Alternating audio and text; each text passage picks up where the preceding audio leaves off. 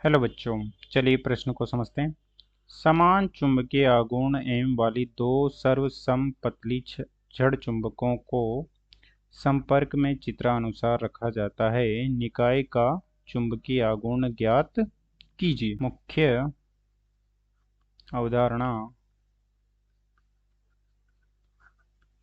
में हम देख सकते हैं कि प्रकार से कोई छड़ चुंबक होता है जिसका एक एस ध्रुव है तथा एक एन ध्रुव है। एस ध्रुव का ध्रुव सामर्थ्य ऋण एम तथा एन ध्रुव का ध्रुव सामर्थ्य धन एम तथा इन दोनों के मध्य की प्रभावी दूरी माना कि एल है।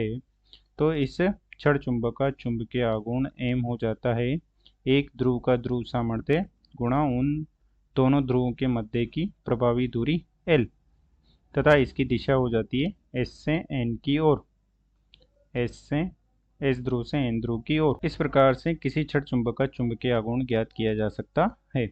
अब चलिए प्रश्न को हल करते हैं। प्रश्न में दिया गया है कि दो एक समान चुंबकीय आघूर्ण एम वाली सर्वसम छड़ चुंबकों को इस प्रकार चित्रानुसार रखा गया है। तो हम देख सकते हैं कि जब एक छड़ का एन सिरा तथा दूसरे छड़ का एस सिरा निकट में लाया गया है तो दोनों आकर्षण की प्रवृत्ति में हैं, तो एक दूसरे को आकर्षित करते हैं तथा ये इस प्रकार से निकट आने पर इनके ध्रुव विलोपित हो जाएंगे और यह एक बड़ी छड़ चुंबक का निर्माण कर लेंगे इस प्रकार से, जिसका एन सिरा यहाँ होगा और एक एस सिरा यहाँ होगा और दोनों विपरीत ध्रुव विलोपित प्रवृत्ति प्रदर्शित करेंगे और एक प्रभावी दूरी एल प्राप्त होगी। हमें इस प्रकार से एक प्रभावी दूरी एल प्राप्त होगी। तो हम देख सकते हैं कि माना कि जब ये सर्वसम छड़ चुंबक थी तो इसकी चुंबकीय आघूर्ण एम था, तब माना कि इसकी लंबाई एल थी और इसके ध्रुवों का ध्रुव सामर्थ्य माना कि प्लस एम तथा माइनस एम और प्लस एम तथा माइनस एम था।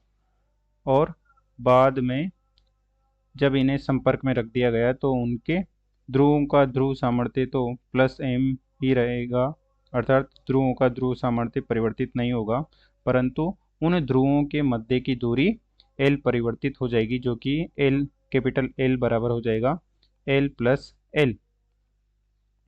तो हम देख सकते हैं कि जब यह पृथक पृथक चुंबक थी तो उनका चुंबकीय आघूर्ण माना कि एम सदिश बराबर एम गुणा एल था। और जब ये बाद में एक दोनों चुंबकों को रख दिया जाता है तो उस स्थिति में माना कि उनका चुंबकीय आघूर्ण एम सदिश हो जाएगा ध्रुव का सामर्थ्य एम गुणा उनके बीच की प्रभावी दूरी कैपिटल एल, और यहाँ पर कैपिटल एल हो जाएगा 2 गुणा एल।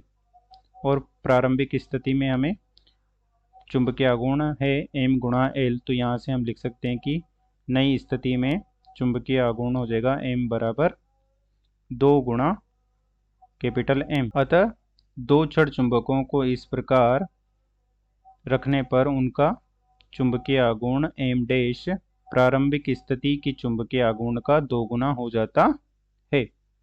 अतः दिए गए प्रश्न को हमने हल कर दिया है। आशा करते हैं आपको समझ में आया होगा। धन्यवाद।